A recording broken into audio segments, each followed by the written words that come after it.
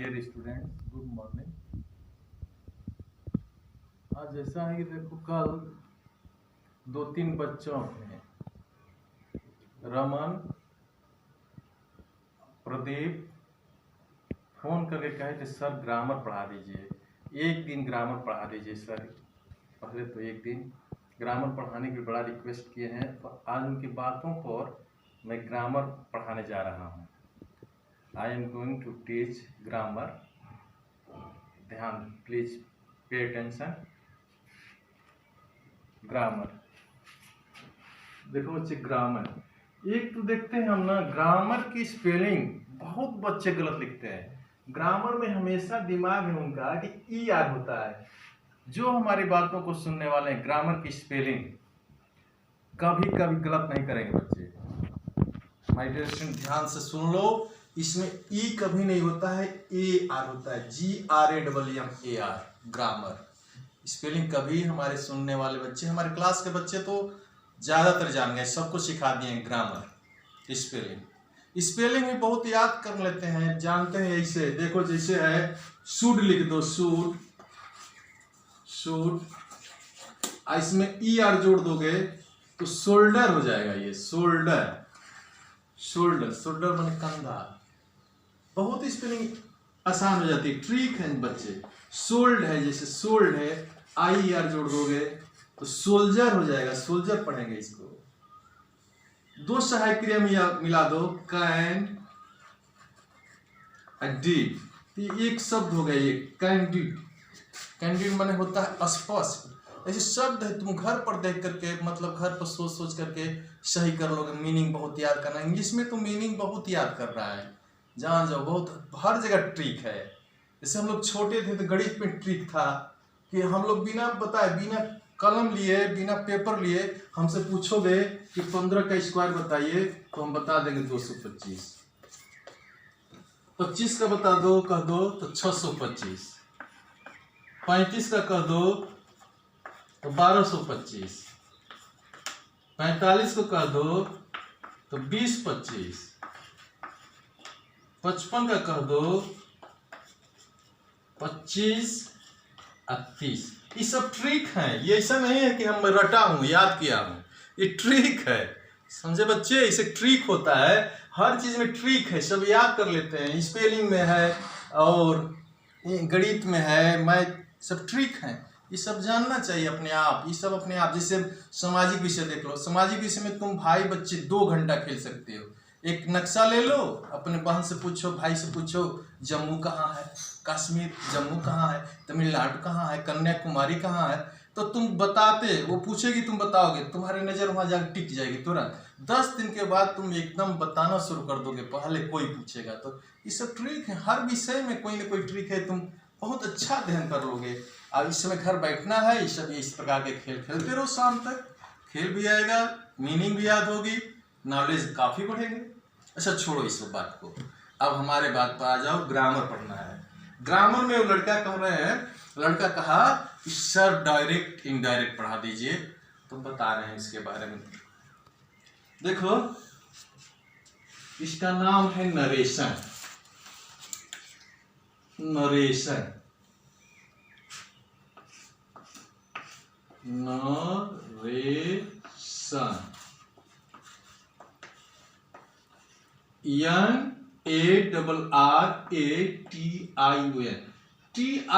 जहां लिखा है लड़के ना, सन उच्चारण होता है, सन उच्चारण, सन। नरेशन उच्चारण हुआ नरेशन। नरेशन का शाब्दिक अर्थ होता है कथन। नरेशन का शाब्दिक अर्थ कथन होता है। ये नरेट शब्द से बना हुआ है।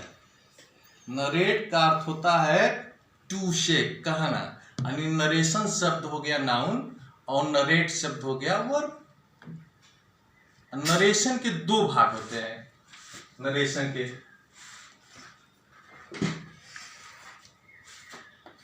Direct speech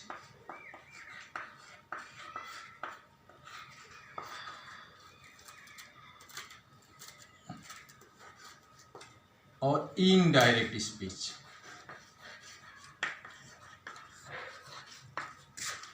indirect speech indirect speech, direct speech, indirect speech. अब डायरेक्ट स्पीच क्या होता है, अब ये जानना है तुमको। हम ऐसे बताएंगे कि तुम हमारी बात को सुनोगे, तुरंत समझ में आ जाएगा। अब तुम हम होमवर्क के लिए कह रहे हो, होमवर्क हम पढ़ाएंगे, जितना पढ़ा दिए हैं अब तुम बैठ करके तुम अपने आप लिख सकते हो कि सर ने क्या पढ़ाया। डायरेक्ट स्पीच क्या पढ़ाया, यदि नहीं आता है तो फिर पूछो हमसे। हम ऐसा बताने जा रहे हैं कि निश्चित आ जाएगा कि डायरेक्ट स्पीच क्या होता है। डायरेक्ट स्पीच किसे कहते हैं, सुनो इसको, तुम ध्यान से सुनो। किसी भी ऑडियंस, ऑडियंस मीन्स होता है श्रोता, किसी भी ऑडियंस ने अपने स्पीकर की बातों को ज्यों का त्यों कहता है, स्पीकर की, वक्ता की बातों को ज्यों का त्यों अब कहता है, उससे ही डायरेक्ट स्पीच कहते हैं। अर्थात शॉर्ट में किसी की कही हुई बात को ज्यों का त्यों कहना डायरेक्ट स्पीच कहलाता है। डायरेक्ट स्पीच में कोई दिक्कत, डायरेक्ट स्पीच की परिभाषा है कि किसी की कही हुई बातों को डायरेक्ट स्पीच कहा जाता है। क्लियर हुआ लड़के? अब देखो,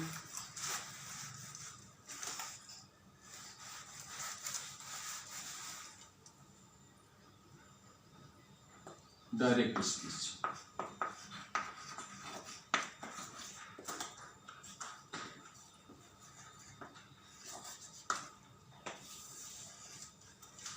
डायरेक्ट स्पीच के दो भाग होते हैं, दो भाग। डायरेक्ट स्पीच के दो भाग होते हैं। पहला होता है रिपोर्टिंग वर्ब,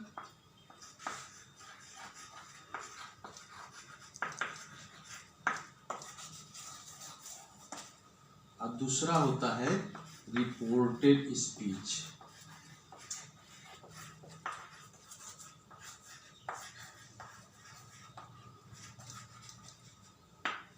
अब प्रश्न होता है what is reporting verb, what is reported speech. देखो, जैसे राम said to मोहन, अब कामा लगेगा, इन्वर्टेड कामा शुरू होगा, you are my friend, you are my friend,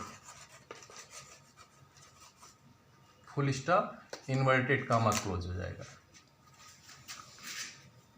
direct speech में विशेषता है कि हमेशा इसमें कामा तथा इन्वर्टेड कामा का प्रयोग होता है, निश्चित इन्वर्टेड कामा का प्रयोग होता है। इस इन्वर्टेड कामा को देख लो तो समझ जाओ कि डायरेक्ट स्पीच है। इसलिए देखते हो किसी की परिभाषा इन्वर्टेड कामा में होता है, वो जैसे परिभाषा को लिख दिए हैं, किसी भी विषय का, किसी भी टॉपिक का परिभाषा है, जैसे वो लिख दिए हैं वैसे ही लिखा जाता है, इन्वर्टेड कामा में लिखा जाता है। जैसे महात्मा गांधी ने कहा आराम हराम है, पाप से घृणा करो, पापी से नहीं। जहां कहीं भी देखोगे पाप से घृणा करो, पापी से नहीं। अब महात्मा गांधी लिख करके इन्वर्टेड कामों में क्लोज कर दिया जाएगा। उनकी बातों को ज्यों का त्यों कहा जा रहा है। अब देखना है डायरेक्ट स्पीच क्या है। Direct speech, Ram said to Mohan, Ram said to Mohan, reporting verb,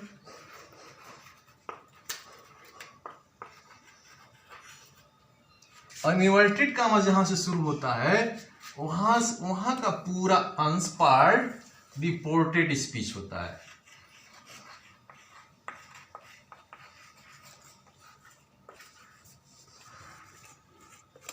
reported speech होता है, समझो।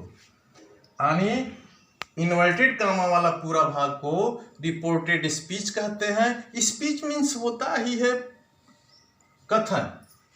यानी रिपोर्ट क्या किया, राम ने मोहन से क्या रिपोर्ट किया कि यू आर माई फ्रेंड, तो रिपोर्ट कर दिया कि यू आर माई फ्रेंड, तो रिपोर्टेड स्पीच।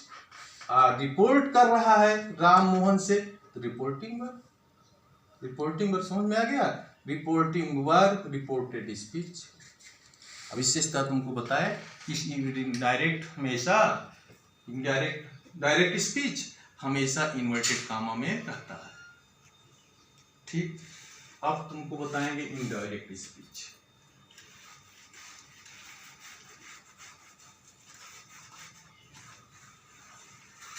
इनडायरेक्ट स्पीच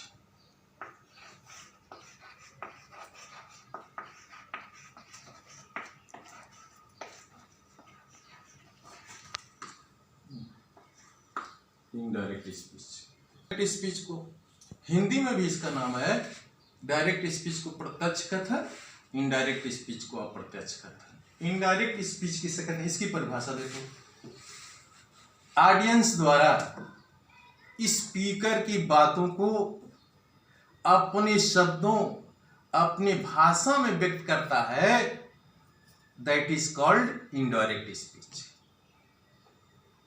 जब कोई ऑडियंस अपने स्पीकर की बातों को अपनी भाषा में, अपने शब्दों में एक्सप्रेस करता है, that is called indirect speech. इसमें इन्वर्टेड कामा का प्रयोग कभी नहीं होता है। ये देखते हो कि हमेशा हम लोग बोलते हैं तो कहते हैं यार इनडायरेक्ट में क्यों बोल रहे हो, डायरेक्ट में बोलो। डायरेक्ट में बात एकदम सत्य होती है, जैसा कहा जाता है वैसे ही होता है। इनडायरेक्ट में कहते हैं हम लोग कभी इनडायरेक्ट में क्यों बोल रहे हो यार। इनडायरेक्ट में थोड़ा सा निश्चित जोड़ देता है अपनी बातों को। इनडायरेक्ट में कहेगा तो अपनी बातों को निश्चित जोड़ देगा। जैसे सुन लो, एक लड़का है क्लास का, राम मान लो, सेड टू अरविंद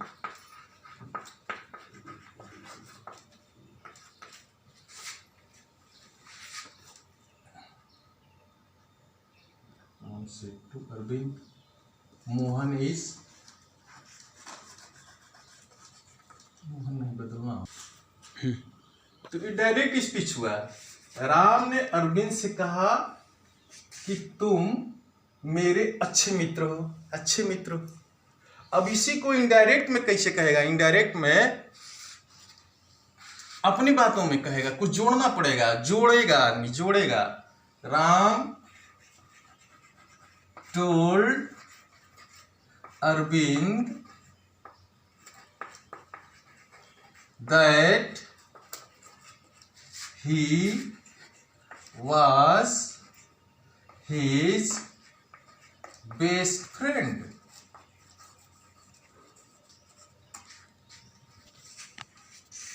देखो इतना बदल गया, दैट पड़ गया, यू चेंज हो गया, ही में चेंज हो गया, माई चेंज हो गया, हिज में चेंज हो गया। इतना परिवर्तन होता है। ऐसे भी समझ जाओ इसको ना, भोजपुरी में चुगली कह लोगे तो कोई बात नहीं है कि वह चुगली के। जैसे हम किसी व्यक्ति से बात किए, उसी की बतिया को हम जाएंगे तो कुछ अपना सब जोड़ करके कहेंगे, निश्चित कहेंगे। जैसे मान लो हम और एक टीचर हमारे साथ, हम लोग कॉपी बांट रहे थे, तो कुछ लोग आकर कहते थे हमसे, तो हमारे साथ वाले टीचर जाकर कहते थे प्रिंसिपल साहब से, ये तो कुछ बोल ही नहीं रहे, तो जोड़ दे रहे थे, कुछ चुगली कर दे रहे थे। That is called indirect speech. अपने शब्दों में कहना, अपने वो क्या हमारी बात को कहे, यह स्पष्ट नहीं हो रहा है। चुगली करना एक तरह से है, इसको इनडायरेक्ट स्पीच को कहा जाता है। यदि अच्छा लगे तो समझ लेना, ये तो सब ग्रामर में होता रहता है, बताने के लिए बताया जाता है कि वह क्या कहे। जैसे कहेंगे तो डायरेक्ट हो जाएगा, परंतु इनडायरेक्ट में निश्चित कहेगा आदमी। तुम ही समझ लो, तुम्हारे और एक लड़के के बीच में झगड़ा हो जाता है, तो तुम प्रिंसिपल साहब या क्लास टीचर से जाकर के कुछ न कुछ जोड़ करके कहते हो।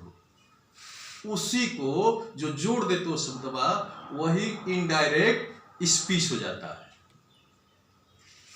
अब जैसा समझ लेना, इनडायरेक्ट स्पीच का मतलब अंतिम इसका कि ऑडियंस, सुनो परिभाषा एकदम से क्लियर, ऑडियंस अपने स्पीकर की बातों को अपने शब्दों में व्यक्त करता है, that is called indirect speech. Speaker के शब्दों में नहीं, अपने शब्दों में व्यक्त करता है, that is called indirect speech.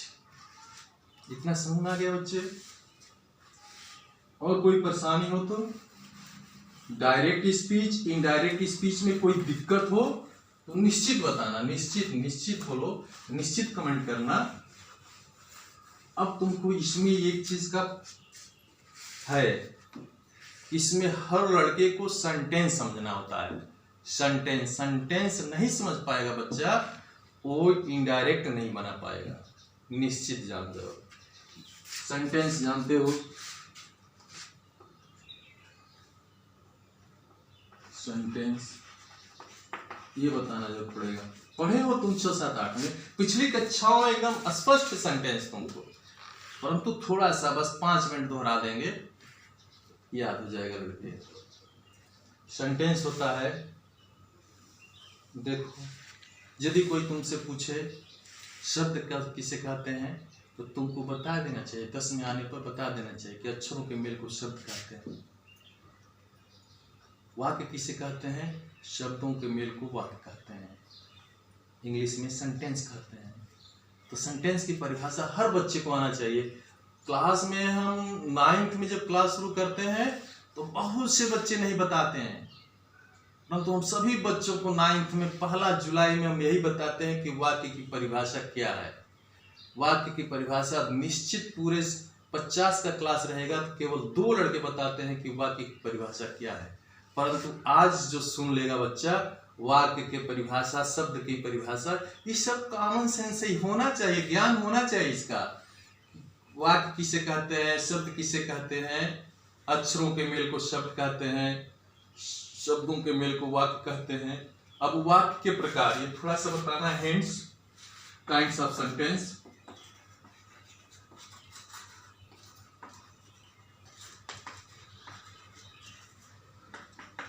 Kinds of sentence पढ़ा जानते हो लड़के? असर्टिव, असर्टिव में 2 प्रकार है, अफर्मेटिव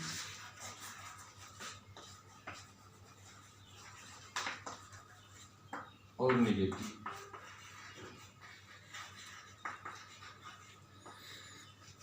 अफर्मेटिव नेगेटिव का एक नियम है डायरेक्ट से इनडायरेक्ट बनाने में।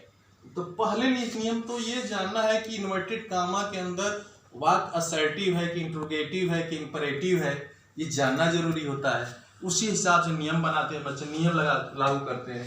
तो पहले अफर्मेटिव कहते हैं किसी भी कथन या घटना को बोध हो उसे अफर्मेटिव सेंटेंस कहते हैं, साधारण वाक्य कहते हैं। निगेटिव सेंटेंस में नॉट लगा होता है लड़के, नॉट, तो निगेटिव सेंटेंस समझ जाना। फिर दूसरा है लड़के इंट्रोगेटिव,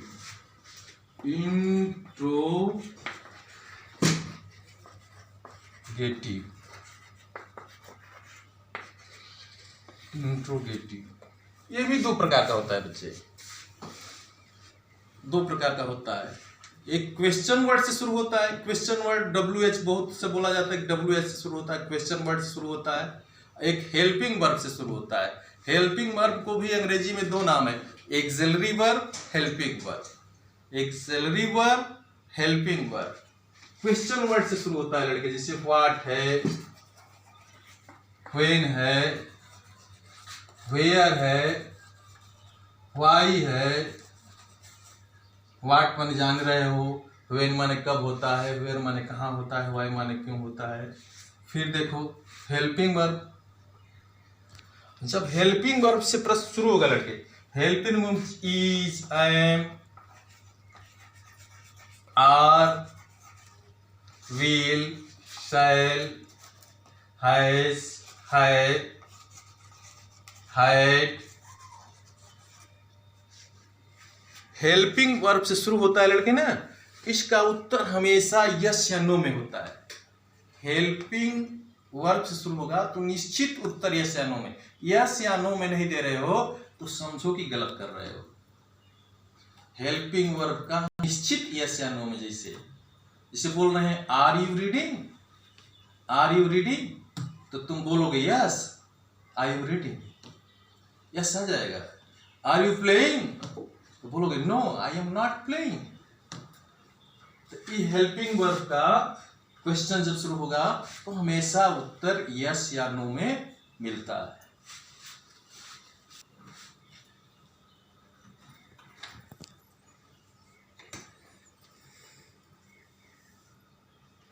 स्टार्ट। अब अगला वाक्य है लड़के, तीसरा इम्परेटिव।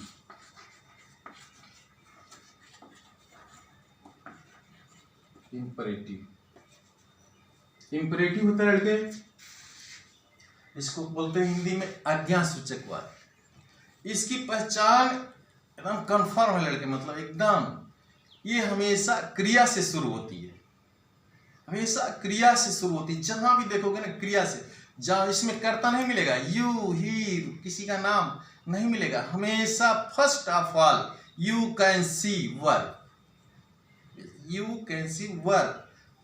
वर्ब से जब बिगिन होगा वर्ब तो तुरंत बोल देना कि इंपरेटिव सेंटेंस है। इंपरेटिव सेंटेंस जब होगा तो इनडायरेक्ट बनाते समय उसका अलग नियम है लड़के, बताएंगे आगे अलग नियम है। आज तो बस बता रहे हैं तुमको sentence what is affirmative, what is negative, what is interrogative, what is imperative. Imperative की पहचान एकदम निश्चित रहे, देख लो जैसे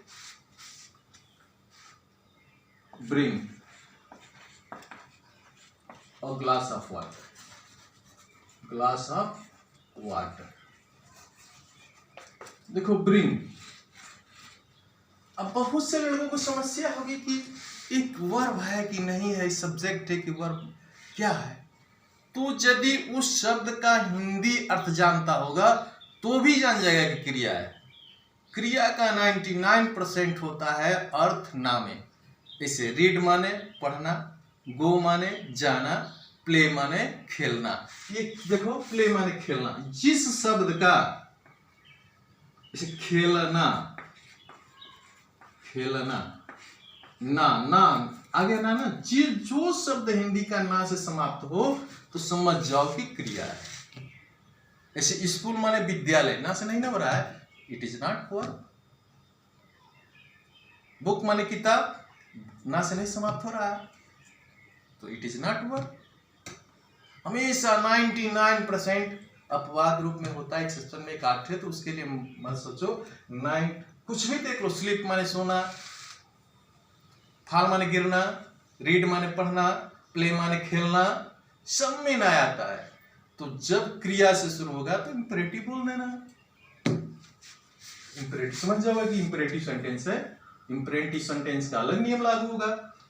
फिर इसके बाद लास्ट है लड़के एक्सक्लेमेटरी सेंटेंस। एक्सक्लेमेटरी सेंटेंस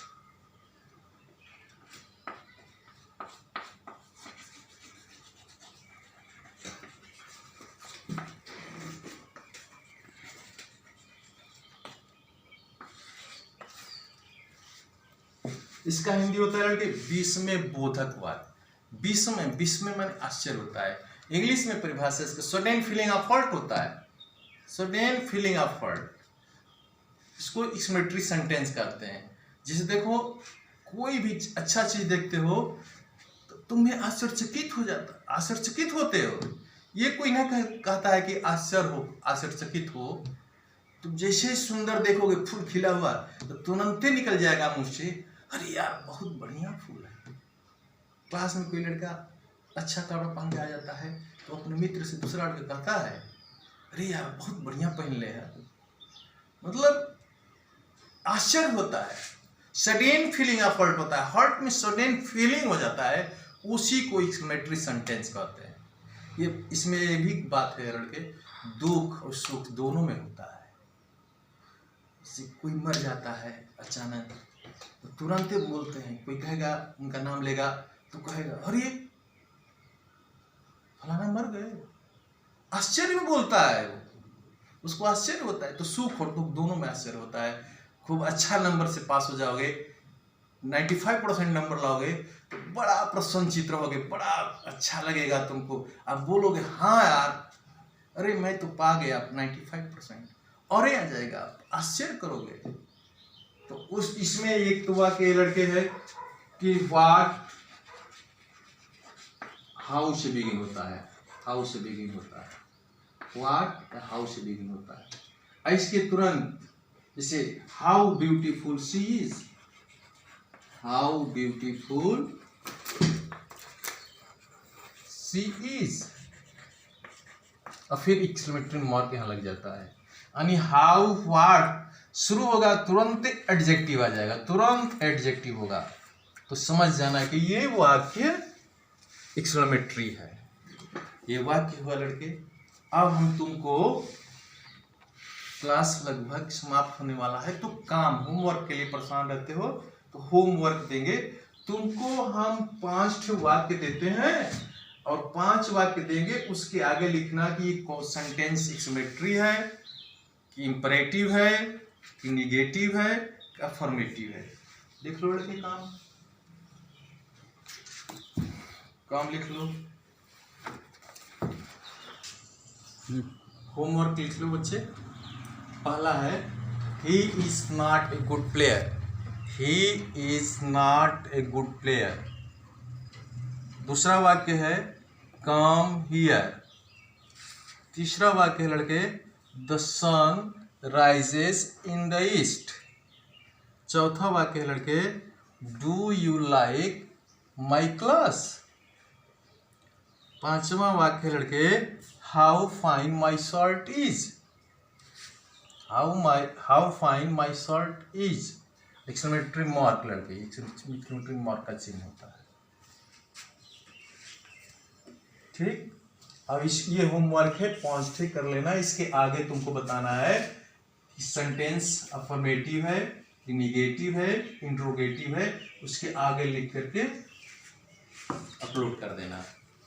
अच्छा बच्चों, कैसा रहा क्लास, इसको कमेंट करना। और हमारा क्लास ओवर हो रहा है, my class is over, so thank you, और स्टे होम, और स्टे होम सेफ लाइफ। कटले